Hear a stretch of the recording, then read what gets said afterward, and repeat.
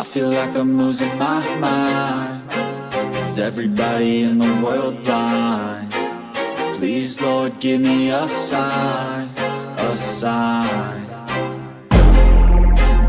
Alright, hey everybody, welcome back to the channel. So, this is by far the oldest amp that I have, and from my research, this amp goes back to somewhere roughly around 1982. And hey, if you're watching this, it's because you love vintage car audio. So hey, don't forget to like, subscribe, leave comments. It gets these videos out. It motivates me to make more, and trust me, I've got a lot more amps that are really cool and interesting to see. So don't forget, back to the video. The one thing that's a little bit unique about this is a lot of these amps didn't have RCA inputs, okay? They used this kind of DIN or XLR style input on it, and there was equalizers and some other stuff, some head units and things that were used in conjunction with this kind of setup. So interesting thing about this amp is on the bottom side of it is some information on this thing, and it's a Blaupunkt, but it's not made in Germany, it's made in Japan.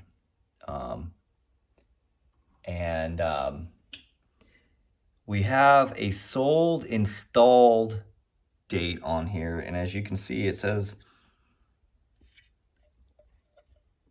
it looks like it says 92. And you know, this amp, obviously, it's obvious this thing is not from 1992. So it is 4 by 30 watts RMS, and so it's got a bit of an interesting design to this amp. So it looks a lot more like a home amp inside, and so it's got 35 volt output capacitors that, you know, probably limit this thing to 25-30 watts. And it's weird because it's a 4-channel and it's got 2 boards in it. And so I don't know if these are the input transistors and then it's using these STK461s as the output kind of devices. I'm not sure. These look more like what you'd see, like I said, on a home amplifier. All right, so I did a little research, and believe it or not, those ICs on the output are what's called an integrated, meaning the transistors are and the controller are all built into one component versus a discrete, meaning separate components, where you'll have, you know, an amp op and transistors. So you know, this is kind of a different way of doing the same thing. I believe that a discrete is always going to be in higher regards and kind of more of a thought of as a more higher end approach to it. This is more of just a simplified approach to it. So this is kind of a basic design. I don't think this thing was very powerful, and nor do I think this was necessarily even that great of an amp back in the day, but just kind of interesting to look at it. You know, it's still fully intact and everything's pretty good shape. So all the speaker terminals and stuff, they all still function. If you look, when you push them in, they open up. I don't know if you can see that or not. Maybe on one of these, I don't know. But anyways, they all still work. You know, everything's good. It's pretty dirty inside. I did kind of clean it out a little bit. Didn't get too crazy with it. I was out of my cleaner that I used to clean the denatured alcohol to clean the boards. But anyways, we'll power this thing up and see what she does.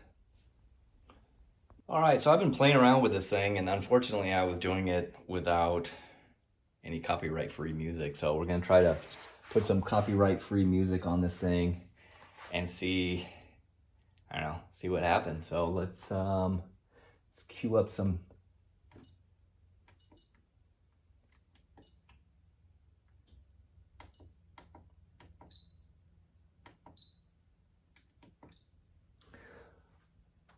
All right, let's see how it goes.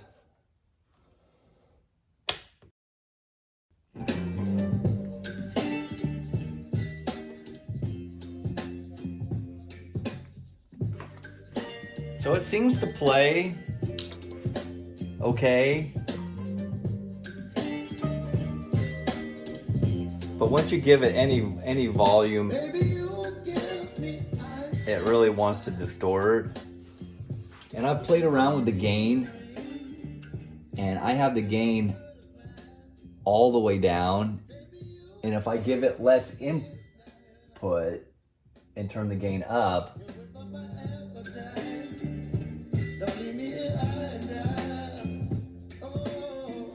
it really doesn't change much. So this thing's probably tired. I mean, this thing's old, but it's kind of cool. I mean, you look at this thing and it's really, it looks more like a home amplifier inside. And something's getting hot. I can smell it, so we're gonna shut it off. And I think we got the transistors here are getting warm. Yeah, for sure. So, okay, so what you can see here is this transistor is a little hotter than the rest, and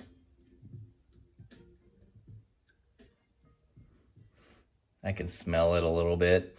Something's not happy in this thing, so kind of interesting. All right, you guys, so what do you think? This stuff kind of interesting to you? This is kind of a history in car audio going way back when. And, this is by far the oldest, piece of car audio equipment that I own.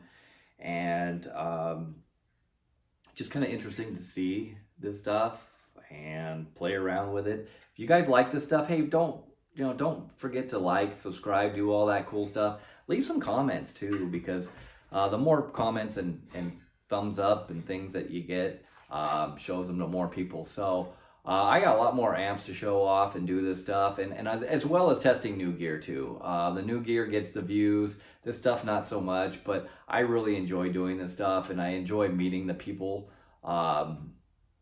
who enjoy these videos a lot more than the new component stuff tests, and made a lot of friends and people that are in this community. So I'm going to keep doing this. I don't do this for a living. I don't do this to make money. In fact, there's no money in doing any of this stuff. In fact, it costs me a lot of money. So I don't want to show much of the new bench, and we're going to reveal that. We've got a new video coming up testing some new MTX stuff, and we're going to do kind of the bench reveal on that. But the whole test bench and dyno and everything's been completely redone, and I'm going to do a separate video on the bench itself, because it's pretty cool, and it's a lot of fun, and it's actually really easy to connect this stuff. I mean, I can take an amp and have it hooked up and playing within minutes. So anyways, I appreciate you guys watching, and don't forget to like and subscribe. Maybe pick up one of our channel stickers,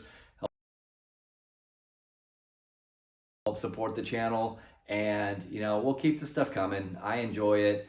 It's worth doing, and it's fun, and I hope you guys enjoy it. And if you got something you'd like me to test, let me know. We also have a Facebook page. Don't forget this, okay? And here's a link to it here. And you can leave comments there. You can post your stuff. You can kind of interact with me, PM me directly. That's probably the best way to do it. So anyways, keep this stuff alive, keep finding it. Build yourself a test bench to play around with this stuff. I know it's not really feasible. I mean, you're not going to go take this thing and put it in your 2019 whatever, but it's kind of neat to hook it up. Vintage electronics are cool, and just go back to a day, maybe when you were younger and the stuff was really exciting. So thanks for watching. We'll catch you again soon.